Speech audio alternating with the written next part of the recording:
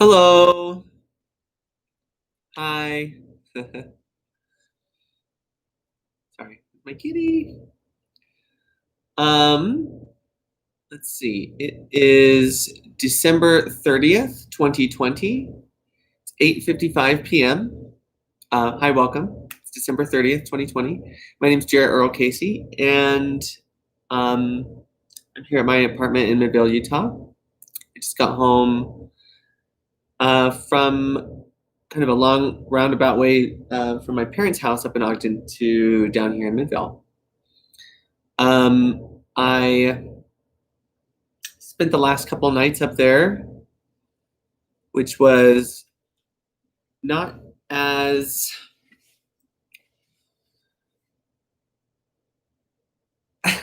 not as much of a respite as I had hoped.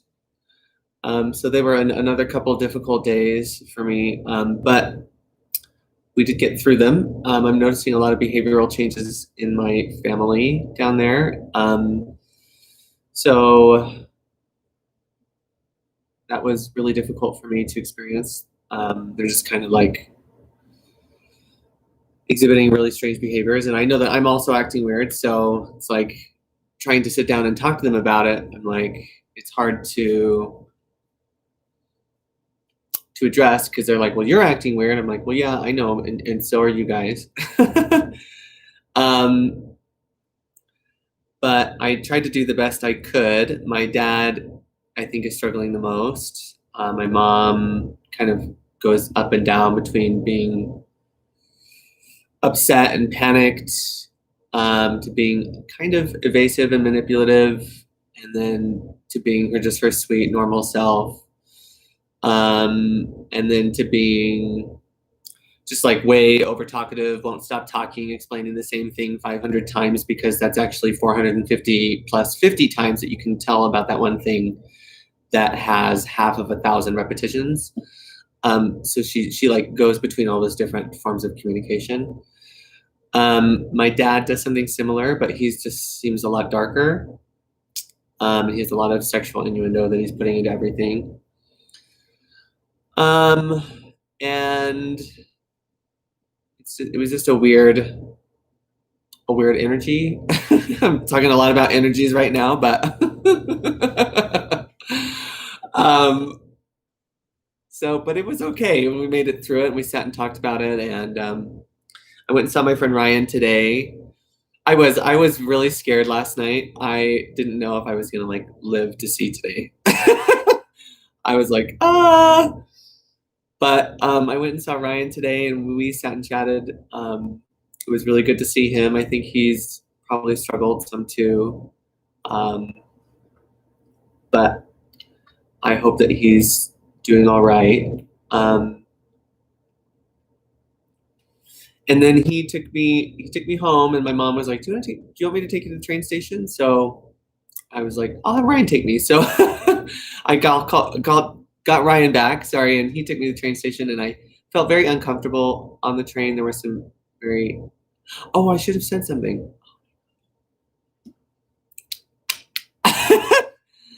Sorry, there's this see something, say something thing on the train. And I was like, I don't even feel safe on the train right now. But I mean, it was all very like, I don't know. So I like hurried and left the train, and I took the bus, and I got off the bus and walked. No, I'm sorry, I walked and then I took the bus, got off and walked some more,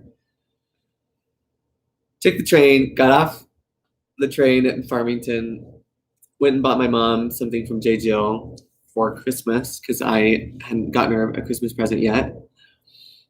And then she came pick me up and then dropped me down here. So it was kind of a interesting day. Saw a lot. It was difficult for me to um sorry, when it's at a certain angle right here, it looks like I'm like superimposed on a background, but I promise I'm not. This is my apartment. There we go. Um so yeah, that's kind of I'm looking at myself too much. Um we yeah, that kind of was my day today. So that's a very upbeat version of how I felt. I felt really down and scared quite a bit yesterday and today. I had a hard time sleeping. I kept pacing around the house. Um, my mom and I had a confrontation. We went to Winco, and I told you about how I went to the Winco here. There was food that I just didn't trust, really. I don't even know why I bought it. In the moment, there's part of me that was like, don't buy it, don't buy it. And then I'm like, no, I'm going to buy it because it's normal, because it's at the store. It's got to be okay. And I get home, I'm like, I don't know about this food. So it's still in the fridge. All I ate was the cereal, but I'm going to try and go back tomorrow and return some of it. And I think so I went to Winco yesterday with my mom, and it was the same thing up in Ogden. There was so much, just all the food selection is really terrible. I went from being like pretty standard to even getting a little premium at the one here in Midvale. They were having some cute new things come in. I wouldn't say premium, but and then all of a sudden both, the one in Ogden was like really gross. So I told her, I was like, do you think we should just go shopping somewhere else? But she's like, nope, they're my groceries. They're not your groceries. I'll decide where to shop. I'm like, okay, well, I would have also liked to get groceries, but I don't think I can get them here. So I think I'm going to return that stuff that I bought down here and go to Smith's Marketplace or something like that, see if I can get better food. So,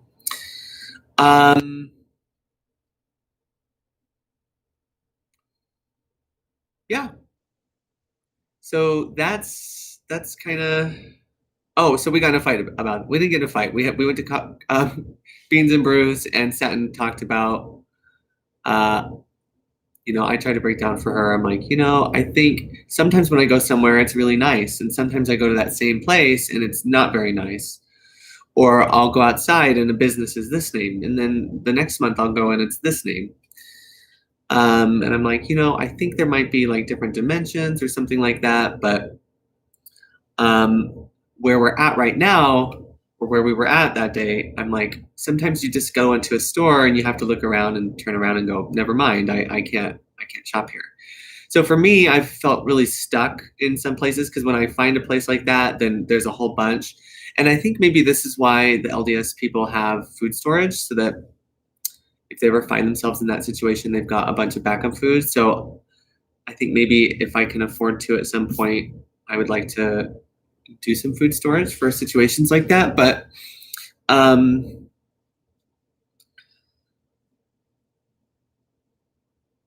yeah, so, but that's kind of how that went. And yeah, so that's how it's been. That's the sugar coated version, because it has been really difficult to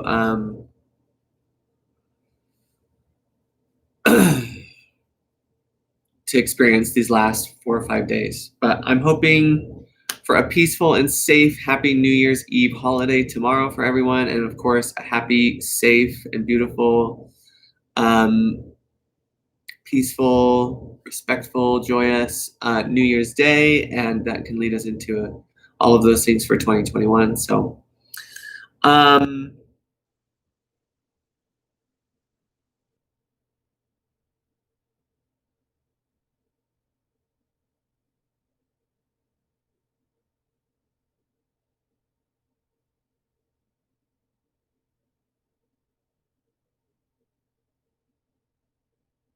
sorry, my course in miracles.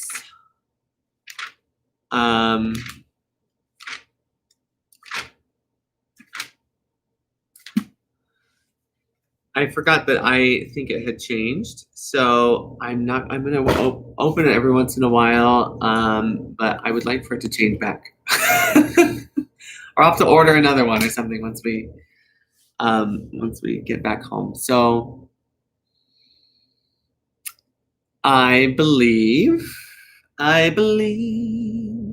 Lord God created the universe, and I believe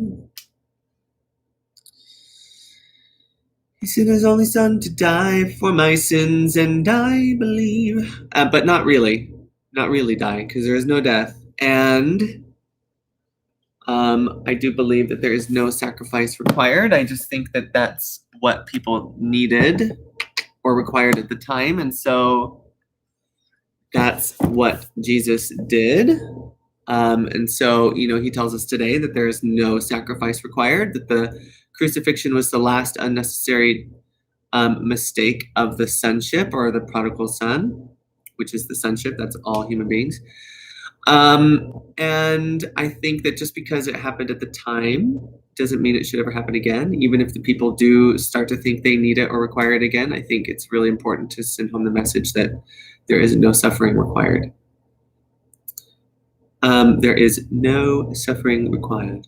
Thank you. So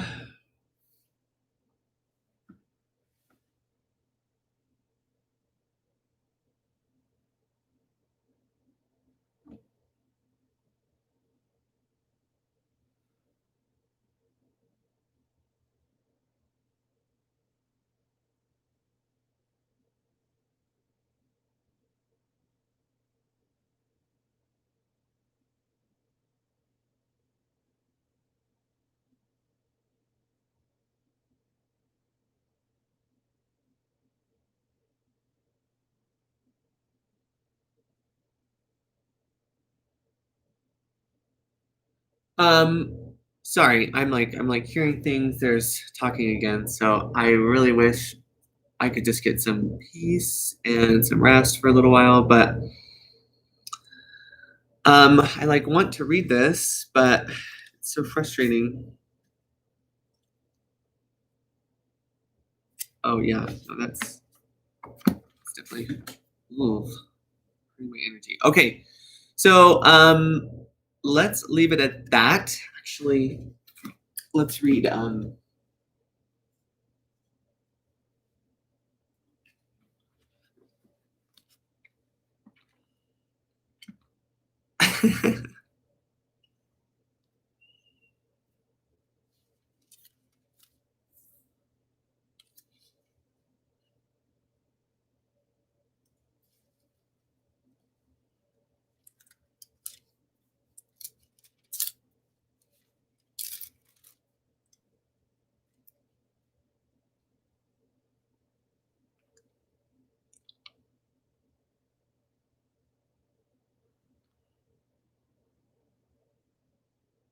all right, well, this is Luke 15:11. And he said, a certain man had 2 sons. And the younger of them said to his father, Father, give me the portion of goods that falleth to me. And he divided them unto them his living. And not many days after, the younger son gathered all together, and took his journey into a far country, and there wasted his substance with riotous living. And when he had spent all, there arose a mighty famine in that land, and he began to be in want.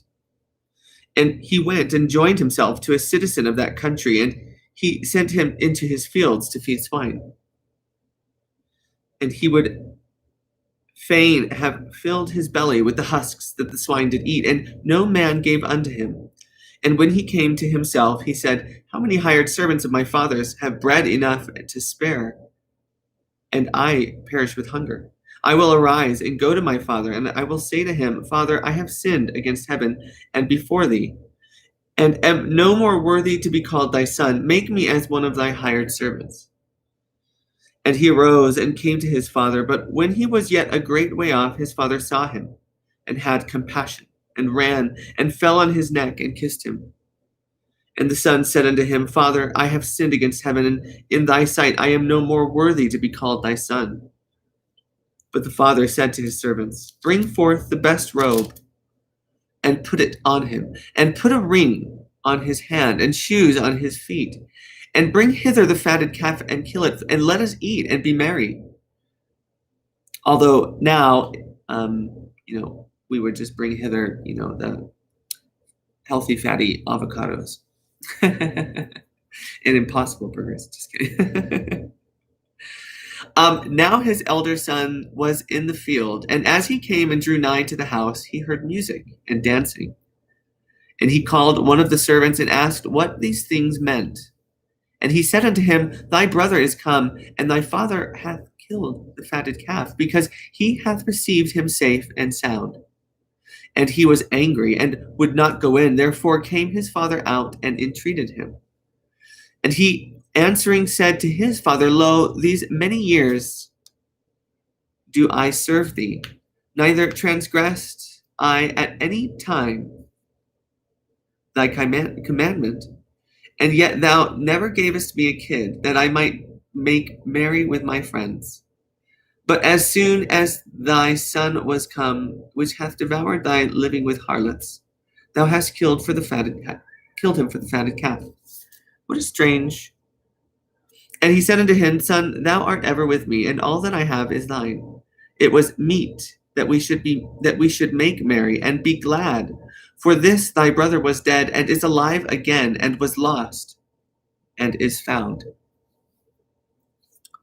Well, that's the most important part of the meaning right there is he goes, oh my gosh, correction. It was meet that we should make merry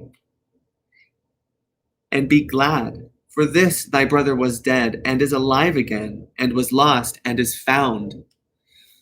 You know, that there's always hope. It's never too late. And that, you know, to be, you know, when he says that we're dead, it doesn't mean that we're like dead, you know, the way some people try to interpret that. It just means that we're not in heaven. We're lost, right? And so he's saying, hey, he's home. He's alive. He's found. What a joyous day. What a joyous reason to celebrate.